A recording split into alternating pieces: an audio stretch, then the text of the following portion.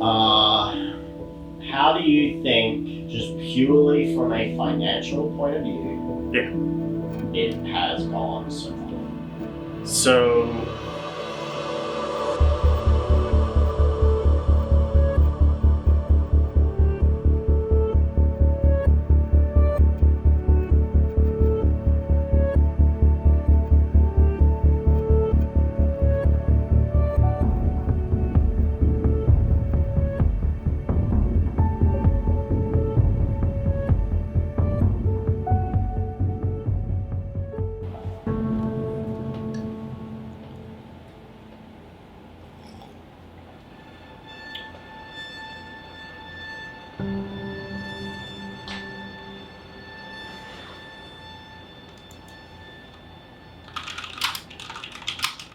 I'm responsible for so much of the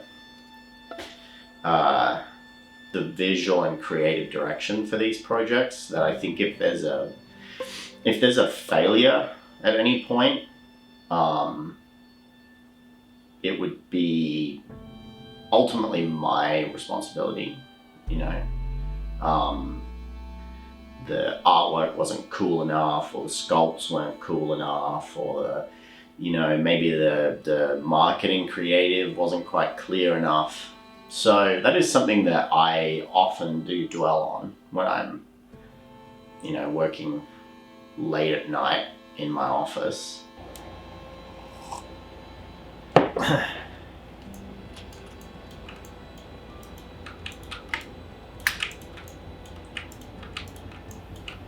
So it's like 3:30 in the morning,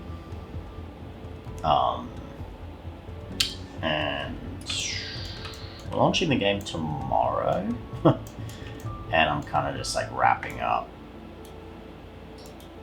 sculpting still. I've been working pretty late most of this week to try and get stuff done, but I'm pretty happy with how stuff's turning out. We got the Daitengu, he's finished, just like finessing his face a little bit. We got the gross spider creature, I forget what this is called. I'm just gonna be doing this until it's done. And there's not really any like magic button to just like press and have sculpts appear, so while there's a lot of ways you can optimize your workflow, you still kind of just like have to do the work.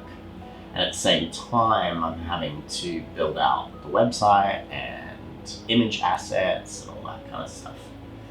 I'm actually not someone who like leaves stuff to the last minute, I'll be honest. I'm usually like pretty well organized, but just like there was like a lot to sculpt.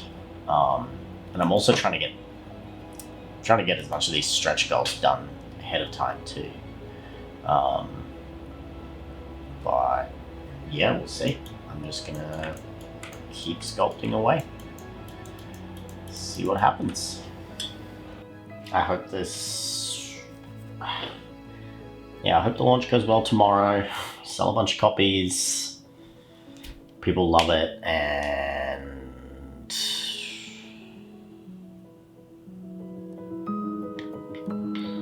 yeah, I just hope people love it. That's all.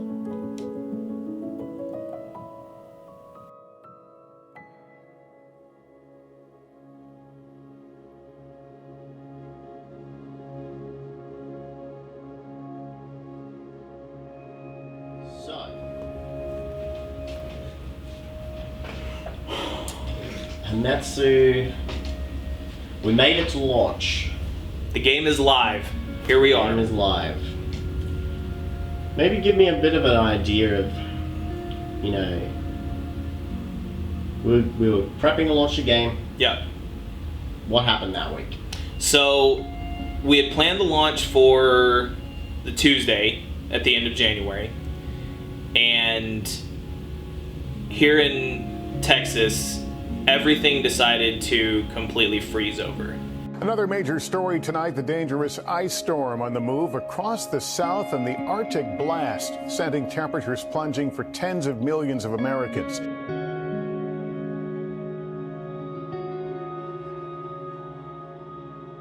And again, the model that I'm using, it really doesn't matter, because what's really strange about this is rarely does this happen, but all the models are showing the same thing. So we intended to launch the game Tuesday night, 6 p.m. CST. We were going to hit the launch button live on Twitch together as a team, Doug, Connor, and myself. And this was like just ice. It like rained and froze and then froze again. And I mean, I was struggling to take my dog outside. It was like thick ice. So there was no way that I was going to be able to drive an hour and 20 minutes down to Waco on that Tuesday. And ultimately, we didn't want staff on the road driving around trying to make it into work, because that's just not good for anyone. So the launch was a little bit scuffed. The three of us ended up streaming from our houses, and it was fun, but it wasn't the launch that we wanted. Clipping. This is great. Happy Hametsu launch. Yay, here we are. Hametsu. It's Hametsu. I can't even. I'm so tired. I can't even look. Merger. So that was a little bit of a bummer, but I think it was contrasted by having what I would say is an overwhelming response from people on launch, just like being really jazzed about the game and kind of really enthusiastic about it. And that has translated throughout the entire backroom event. Oh man. Cool. So what's next on the list here? We got that. The alternate geisha sculpt. Resin Oni miniatures. I really should talk a little bit about this digital cave. This time it was scuffed, but for a different set of reasons. We, based on those previous backrooms, and we also, try to think of things like normal MDF releases, curse crates, that sort of stuff. We said, okay, we can expect that within the first day or two, we need to have probably up to around $20,000 and stretch goals, unlocks, those sorts of things. Because usually by the second day, that's when we start hitting. I think it was like 17,000 was the goal that we were kind of aiming for. And within like the first, I would have to check the time. It felt like within the first few hours, we quickly were approaching those and smashing them out. And it got to the point where our 2-day buffer that we put it live and we're going to spend the next day or two prototyping and getting things ready for after that was immediately in our lap. So there was a lag period there of about 3 to 4 days where we had to make a stopgap unlock that just said, things are coming soon, we promise. And it's worked out now. We finally caught up. And the nice thing is, with most of that stuff was already planned, it just needed graphics to be made. Or in the case of products, we needed the product to be, like the MDF kits, needed them to be prototyped and photographed and made as a product listing and priced out correctly. It's funny, we sort of have a bit of a running joke between Connor and myself and Matt, the writer of Don't Look Back, is when we launched that game, I proudly said in a meeting, I was like, listen, don't worry, if we sell 30 copies, that'd be amazing. And we ended up selling hundreds. At this point, we've sold thousands of copies of Don't Look Back.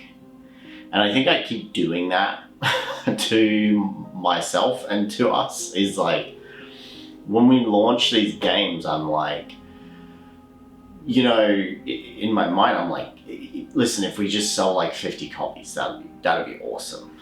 50 people just want to come and buy a copy of the game, then that's a success. So with every backroom, we get more data points. We get how much money in total it makes. We get how much money per day it makes. and Hametsu is the 4th backroom that we've been tracking that on. We're starting to get a clear picture that, and I think this is the obvious answer, Hametsu is doing very well. An interesting thing about that, and I wonder if we can somehow share these graphs with just like the slopes and things of them, but Hametsu is following Yafsiga's proportions. So if you like look at the initial increase and then over time and then its tail end, that's what Hametsu looks like, and it's made it pretty easy to like, I think halfway through I said I think we're gonna hit, was it 32, 42, I don't remember, but I was like, we're gonna hit this on Monday night, and it ended up being at like Tuesday morning. We launched on a Tuesday, which was first for us. Do you think that had any impact on sales? So that was like a metric that I had been tracking, was not only like how many days into the event the process was, but on what day it started, with Sunday being day 1. And it has no bearing whatsoever, it seems like.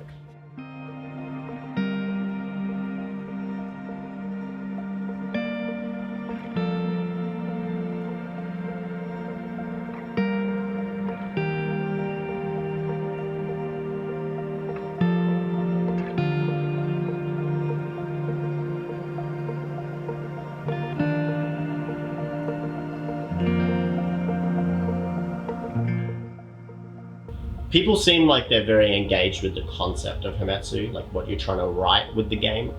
What has some of the exposure done for the final bits of work that you're working on in terms of the writing? Are you That's a kind good of question. adjusting anything? Yeah, that's a good question. Are you now conscious? The product really needs to stand on its own. Yeah. No matter what. Exactly. You know. I'm constantly reading through the classes, looking at the different abilities, looking at all of this stuff, and making sure that it is going to do what it is supposed to do on the table, you know? And as the back room we've unlocked these stretch goals, there's like more new content that I get to add, and more new content that I get to write, and new character classes and new game modes, and all of that stuff is so exciting. But now it allows me to go back and revisit these core classes as like, okay, how is this now going to function when the raid mode is involved in the game? How is this going to function when I add the School of Corruption characters into these schools, right? And so there have been some changes that I've made where it's like, this kind of worked for the original pickup game style of the game, but now that we're getting into this territory where we have like the campaign and the raid and all of this stuff, I have to kind of alter those classes ever so slightly so that they'll play better into the end game. I think one of the things I've been excited about while playing Hametsu on stream with Doug and talking post-game and pre-game for those sorts of matches, those games, is when we start like riffing about ideas of things like the raid boss and the exact execution of some nuances of the School of Corruption and things like that. I think it's hard to write a game if it's not out, because you're just drudging away at all the crappy stuff. You're just like, oh, this mechanic needs balancing. Okay, well, I'm gonna adjust this value by 2 and then like do some math hammer on it and then play it again for a bit. And oh, it feels better, but I don't know. Like, it's just really a grind at that point. But with a backroom event and on the stream, it's like really fun and it's easy to get excited about those sorts of things. I think it can only happen in something like this, where the public's excited and you're talking to the writer and the writer's excited and you're playing the game. And yeah, you still have to sit down and get through the grindy stuff, but you have that kind of energy and enthusiasm with you at that time, which makes it more fun. Makes it so much easier when there's people that are cheering you on. Yeah. You know, who just can't wait to play the game. And I think that's part of a big issue too, because there's a lot of people that reach out to us. One of our good friends, Malev, was talking about this with his game that he's writing, is he said, yeah, I had this concept, but ultimately I just wasn't going to finish it. Because after I got the fun stuff, it got to the hard things, and there was just no motivation for me to just like sit there and figure that stuff out. And so I think that's a really cool thing that we haven't really talked about with an advantage of the backroom is you have this framework of a game, you have it playable, it's getting in layout, you're getting art direction, that sort of stuff is really fun, but having those people around you, having it on stream, I feel like it's a lot more exciting than sitting at your desk at 11:30 at night by yourself, sort of thing.